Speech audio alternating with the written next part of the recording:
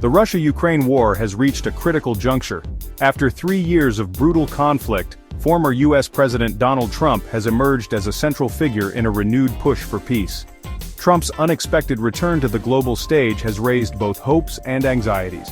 His direct engagement with Russian President Vladimir Putin aims to break the diplomatic deadlock.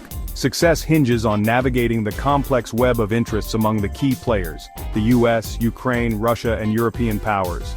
Trump's involvement marks a significant shift from the Biden administration's approach. It signals a potential realignment of global alliances. The world watches closely as this high-stakes diplomatic gamble unfolds. The outcome will have profound implications for international relations and the future of Europe.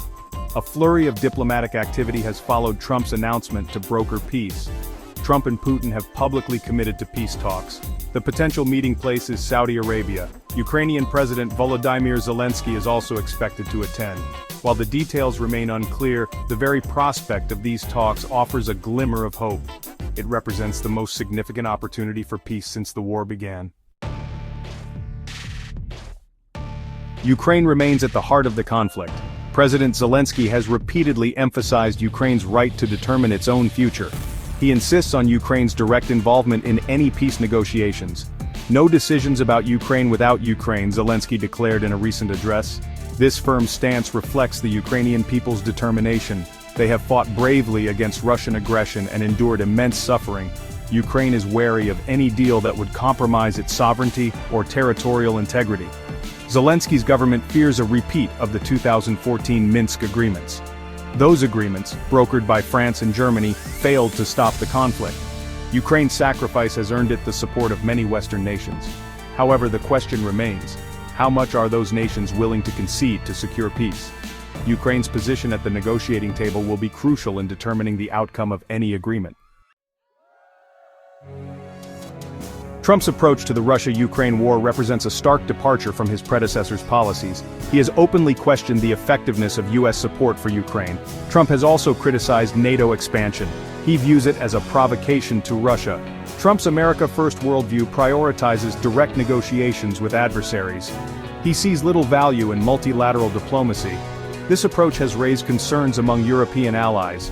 They fear being sidelined in a deal that directly impacts their security.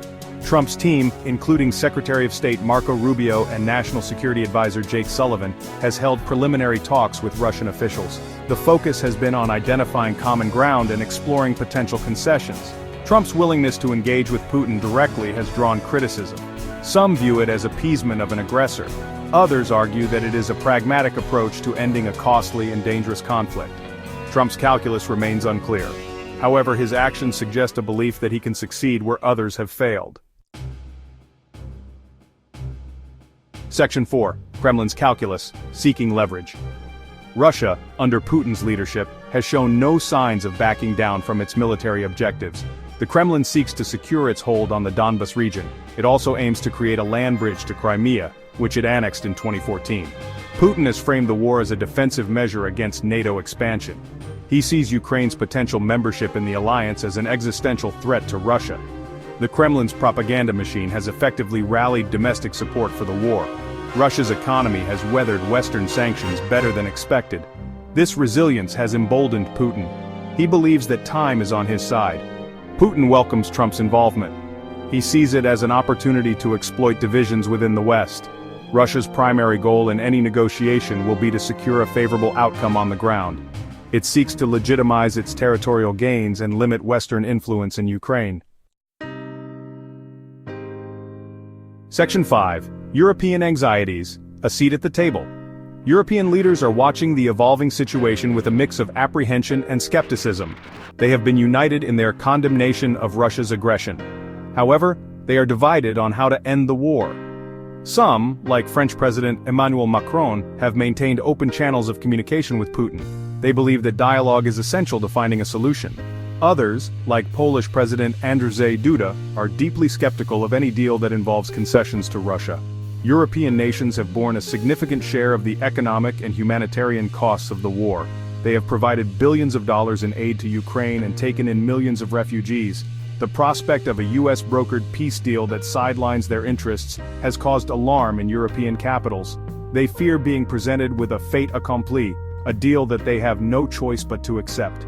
European leaders are pushing for a more active role in shaping the negotiations. They want to ensure that their security concerns are addressed.